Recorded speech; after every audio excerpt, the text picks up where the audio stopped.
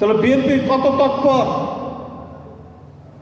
BNP কত সতর্ক যে বিএনপির কোনো নেতা কর্মীর দ্বারা কোনো এই এলাকার কেউ যাতে কোনো ধরনের অশান্তির মধ্যে না থাকে, কেউ যেন নিরাপত্তাহীন না থাকে, সেই ব্যবস্থাটা তারা করবে, সেটা তারা করেছে। সুতরাং এইটা সহ্য করতে পারছে না যে বিএনপি কেন এই পদক্ষেপগুলো নিচ্ছে। এই অন্তর্বর্তী সরকারের মধ্যেও কিছু কিছু উপদেষ্টা আছে, তারা কার পারপাস সার্ভ করছেন আমরা জানি না, তারাও মাঝে মাঝে বিভিন্ন কথা বলার চেষ্টা করছেন।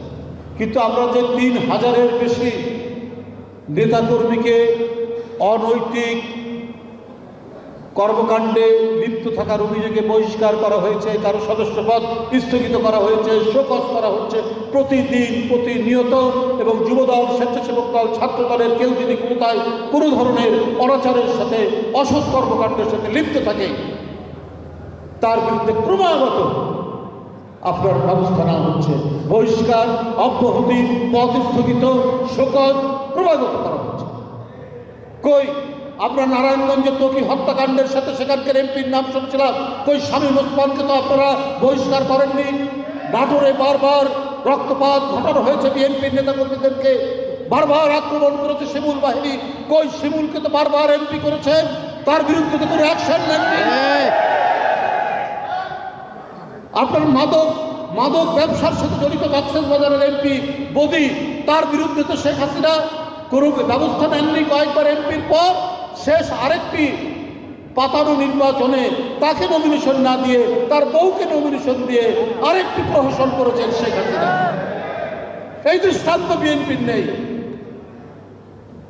অনৈতিকতার সাথে যে জড়িত থাকবে সে বহিষ্কার হবে, তার বিরুদ্ধে দল সাংগঠনিক ব্যবস্থা গ্রহণ করবে। এই কাজটাই আজকে করছে। এই জন্যই বিএনপি বরাবর জনপ্রিয় শহীদ রাষ্ট্রপতি জিয়াউর রহমান, দেশনেত্রী বেগম খালেদা জিয়া এবং দলের ভারপ্রাপ্ত চেয়ারম্যান জনাব তারেক রহমান যেভাবে নেতৃত্ব দিয়েছেন, যেভাবে দলকে সুসংগঠিত করেছেন, এই দল জনসম্পৃক্ত দল, এই দল গণসম্পৃক্ত দল, এই দল জনগণের কল্যাণ, জনগণের ভালোবাসা, এইটা জনগণের ভালোবাসা নিয়েই এই দল গঠিত হয়েছে। সুতরাং জনগণ কোনো কারণে বিএনপির দ্বারা যদি অশান্তিতে ভোগে, এই কাজ বিএনপি কখনো করবে না। আজকে নানাভাবে, নানা কৌশলে, নানা বিভ্রান্তি তৈরি করার জন্য নানা কথা বলা হচ্ছে। আমরা বলছি যে ভাই, যে কোনো সিদ্ধান্ত, যে কোনো সংস্কার, এটা তো হচ্ছে একটা রাজনৈতিক এজেন্ডা।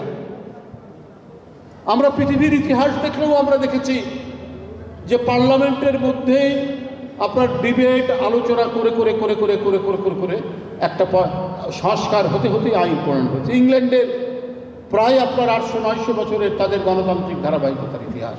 আজকে যে ওদের গণতন্ত্র, নতুন গণতন্ত্র, ওটা কি 1215 সালে একই রকম ছিল আজকের মতো?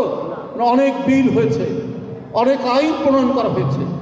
আইন প্রণয়নের মধ্যে দিয়ে অনেক সংস্কার হয়ে আজকে বিশ্বের একটি অন্যতম গণতন্ত্রের আঁতুড়ঘর হিসাবে বিবেচিত হচ্ছে আপনার ইংল্যান্ডের পার্লামেন্ট বা ইংল্যান্ডের গণতন্ত্র।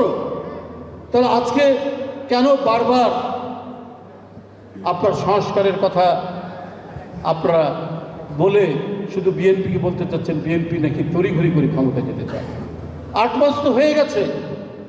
যদি ডিসেম্বরেই ধরেন আপনাদের কথা অনুযায়ী, আরও প্রায় 6-7 মাস বাকি আছে,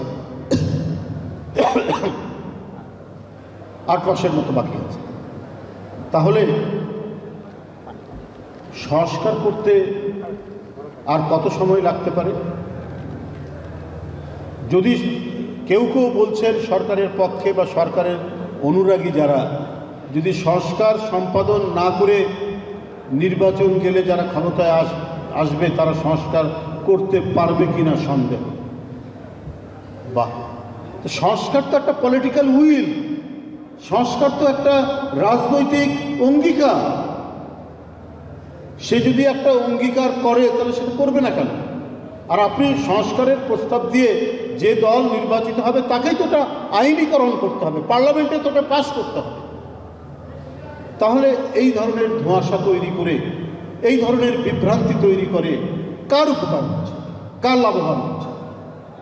আজকে গণতান্ত্রিক সংগ্রামে যারা একসাথে লড়াই করেছে, যে সমস্ত রাজনৈতিক দল এবং সর্বশেষে ছাত্র জনতা, ছাত্ররা, তো আমাদের মধ্যে যদি মিসআন্ডারস্ট্যান্ডিং বাড়ে, ভুল বোঝাবুঝি বাড়ে, তো ফ্যাসিবাদ তো মাথা তোলার চেষ্টা করবে। তো সেটা কি এই দেশ, এই জাতি, এদেশের গণতন্ত্র, এদেশের সার্বভৌমত্ব, এদেশের স্বাধীনতা, তার জন্য কি মঙ্গলজনক হবে? এটা অন্তর্বর্তীকালীন সরকারের কাছে আমার জিজ্ঞাসা। দায়িত্ব আপনাদের। আমরা দেশের জনগণ শেখ হাসিনার পতন দেখতে চেয়েছে এবং ভালো একটি সরকার দেখতে চেয়েছে। আর বলা হচ্ছে অন্তর্বর্তীকালীন সরকার, এই সরকার একটা অবাধ সুষ্ঠু নির্বাচন অনুষ্ঠিত করবে। কারণ এই অবাধ সুষ্ঠু নির্বাচনটা একেবারে জাদুঘরে পাঠিয়ে দিয়েছিল শেখ হাসিনা। তো সুতরাং এই জাদুঘর থেকে আবার জীবন্ত অবাধ সুষ্ঠু নির্বাচনটা করতে হবে। সেই বিশ্বাস তো ডক্টর ইউনূস সাহেবের কাছে জনগণ দিয়েছে, রেখেছে সেই বিশ্বাসটা যে তিনি এই কাজটি করবেন। তিনি একজন গুণী মানুষ, তিনি আন্তর্জাতিক সম্মান বয়ে নিয়ে এসেছেন। কিন্তু যদি বৈপরীত্য থাকে, যদি দোদুল্যমানতা থাকে, পেন্ডুলামের মতো দুলতে থাকেন,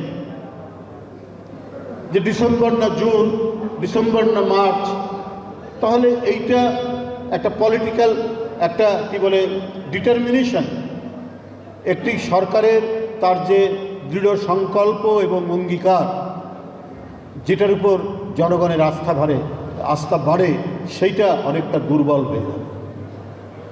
এটা কখনোই কারো জন্য কাম্য হতে পারে না।